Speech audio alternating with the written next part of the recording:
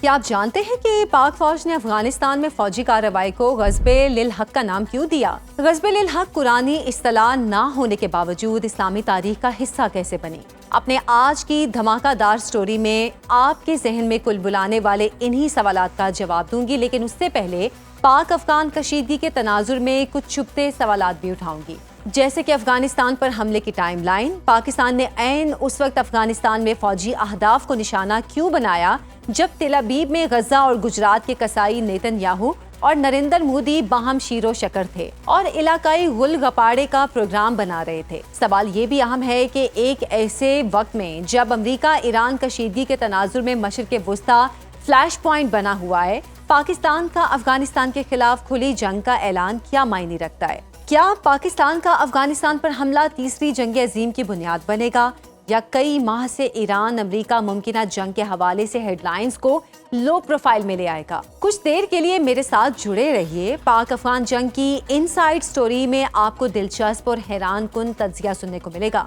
میں ہوں عائشہ ذوالفقار اور آپ دیکھ رہے ہیں سنو ڈیجیٹل۔ ناظرین، جنرل ڈیگلس میک آرتھر نے کہا تھا کہ جنگ میں فتح کا کوئی نعم البدل نہیں، لیکن اس کی قیمت خون، آنسو اور آنے والی نسلوں کی صورت میں ادا کی جاتی ہے۔ جنگ واقعی اچھا فعل نہیں، لیکن بعض اوقات جنگ ناگزیر ہو جاتی ہے۔ جمعے کی رات بھی یہی ہوا جب دہشت گردوں کی مسلسل پشت پناہی کے خلاف افغانستان کے خلاف آپریشن غضب للحق شروع کیا گیا، لیکن حیران کن طور پر فوجی آپریشن کو غضب للحق کا نام دینے کی وجوہات غیر معمولی اسٹریٹجک ڈیپتھ لیے ہوئے ہیں۔ غضب للحق ریاست پاکستان اور قوم کی جانب سے دہشت گرد حملوں کی صورت جاری ظلم و بربریت کے خلاف شدید غصے کا اظہار ہے۔ آپریشن غضب للحق قطعی طور پر جارحیت نہیں بلکہ ایک دفاعی پیغام ہے، جوابی اور حفاظتی رد عمل ہے۔ قدیم عربی اصطلاح پر مبنی یہ لفظ ظلم کے خلاف شدت جذبات کے اظہار سے لے کر نفس کی طہارت کے لیے کی جانے والی جد و جہد تک فقہا اور صوفیہ کی محفلوں کا لفظ رہا ہے۔ لیکن عرب کی سیاسی تاریخ اور سیاسی بیانیوں میں غضب للحق کی اصطلاح دشمن پر نفسیاتی غلبے کے طور پر ادب اور شاعری کا حصہ رہی ہے۔ یہ لفظ اپنے وزن کے اعتبار سے دشمن پر پڑنے والے وار کی شدت کا بیرومیٹر بھی کہلاتا ہے، یعنی آسان لفظوں میں غضب للحق قدیم عربی اصطلاح اور مذہبی پس منظر سے بڑھ کر جنگ کے میدان میں اسٹریٹجک، نفسیاتی اور اخلاقی پیغام بھی ہے۔ غضب للحق کی اصطلاح دشمن کی پراکسی وار کے خلاف نہ صرف ریاست کے موقف کی اخلاقی برتری ہے بلکہ دشمن کے سزاوار ہونے کی ایک لفظی تشریح بھی ہے۔ جمعرات اور جمعہ یعنی 26 اور 27 فروری کی درمیانی رات افغانستان کے خلاف پاک فوج کو آپریشن غضب للحق کیوں شروع کرنا پڑا؟ اس سوال کا جواب ہے 27 روز میں سرحد پار دہشت گردی کے واقعات میں 73% اضافہ۔ حسب معمول تمام دہشت گرد حملوں کا کھرا سرحد پار افغانستان سے ملا۔ افغان اسپانسرڈ دہشت گردوں کے پاکستان میں حملے جہاں بین الاقوامی برادری کے خدشات کی توثیق ہیں،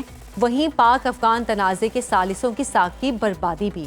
یہ ہزاروں سفارتی اجلاسوں اور سینکڑوں مشنز کی ناکامی بھی ہیں۔ اسی لیے ان 54 دہشت گرد حملوں میں 56 شہریوں اور 47 سیکیورٹی اہلکاروں کی شہادتیں ریاست کے لیے نشان راہ اور فیصلے کی گھڑی ثابت ہوئی۔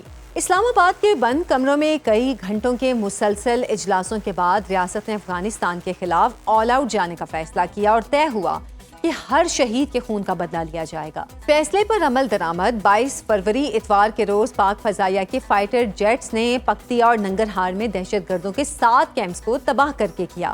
افغان حکام نے ایک بار پھر ہٹ دھرمی کا مظاہرہ کیا اور دہشت گردی کے عالمی جرم معاونت کو چھپانے کے لیے پاکستان کے حملے کو شہری آبادی پر حملہ قرار دینے کی ناکام کوشش کی۔ ساتھ ہی ساتھ جلد جوابی حملے کی گیدڑ بھبکی بھی دی۔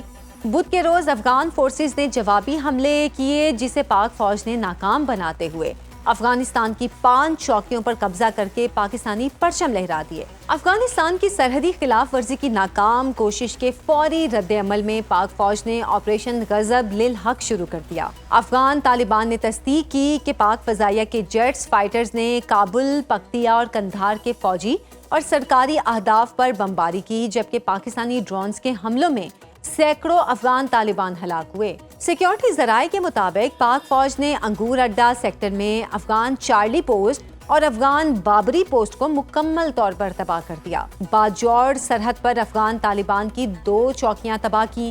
پاک فوج کی کارروائی پر افغان طالبان پوسٹ چھوڑ کر بھاگنے پر مجبور ہو گئے۔ پاکستان کا افغانستان کے خلاف آپریشن غضب للحق عالمی میڈیا کی اہم ہیڈ لائن ہے۔ سوال اٹھ رہا ہے کہ کیا افغانستان کے خلاف پاکستان کی کھلی جنگ سے ملک میں دہشت گردی کے واقعات کا خاتمہ ہو جائے گا؟ اس سوال کا جواب تو آنے والا وقت دے گا، لیکن اس سے بھی اہم ایک سوال پاکستان کی فوجی کارروائی کی ٹائم لائن ہے۔ ایک ایسے وقت جب پاکستان کے دو بڑے دشمن اسرائیل اور انڈیا کے وزرائے اعظم تل ابیب میں باہم شیر و شکر ہوں، ہم نوالا اور ہم پیالہ ہوں، عین اس دوران پاکستان کا افغانستان پر حملہ بڑا معنی خیز سمجھا جا رہا ہے۔ بظاہر یہ درست فیکٹ ہے کہ نیتن یاہو اور نریندر مودی نے عام محفلوں میں پاکستان کو ٹارگٹ نہیں کیا، لیکن بند کمروں کی ان سائڈ سٹوریز چگلی کھا رہی ہیں کہ انڈیا اسرائیل مشاورتی اجلاسوں میں پاکستان کے خلاف افغان بیس پراکسی وار کے خد و خال سنوارے جاتے رہے۔ مشرق وسطیٰ میں پاک سعودی ڈیفنس معاہدے سے حاصل ہونے والے طاقت کے توازن کو پھر سے بگاڑنے کے منصوبے بنائے جاتے رہے۔ اس سب کچھ کے پس منظر میں پاکستان کی افغانستان میں فوجی کارروائی، تل ابیب میں انڈیا اسرائیل بھائی بھائی کے خواب دیکھنے والے مودی اور نیتن یاہو کے لیے دراصل ایک شٹ اپ کال ہے۔ آپریشن غضب للحق پاکستان کے غیر معمولی اسپائی نیٹ ورک کی بھرپور فعالیت کا ثبوت بھی ہے۔ آپریشن غضب للحق پاکستان کی جارحانہ دفاع پر مبنی ایک بھرپور اسٹریٹجی بھی ہے جس نے دشمن کے ہاتھوں سے طوطے اڑا دیے ہیں۔ دور کی کوڑی لانے والے کچھ دانشوروں کا ایک اور سوال جو الجھن پیدا کر رہا ہے کہ کیا ایک ایسے وقت جب امریکہ ایران کشیدگی کے تناظر میں مشرق وسطیٰ فلیش پوائنٹ بنا ہوا ہے، پاکستان کا افغانستان کے خلاف کھلی جنگ کا اعلان معنی خیز نہیں؟ تو کیا آپریشن غضب للحق دنیا بھر کی ہیڈ لائن بنی خلیج فارس کی جنگی صورتحال سے توجہ ہٹانے کے لیے کیا گیا ڈائیویژنری آپریشن ہے؟ لیکن پاکستان کو اس سے کیا فائدہ؟ اور اگر ایسا ہے تو کیا پاکستان امریکہ کے بحری بیڑے کو خلیج فارس سے نکلنے کا سیف پیسز دے رہا ہے؟ لیکن ہمارا سوال یہ ہے کہ امریکی صدر ڈونلڈ ٹرمپ کے لیے ایران سے جنگ نہیں، ممکنہ ڈیل ہی کامیابی کا راستہ ہے۔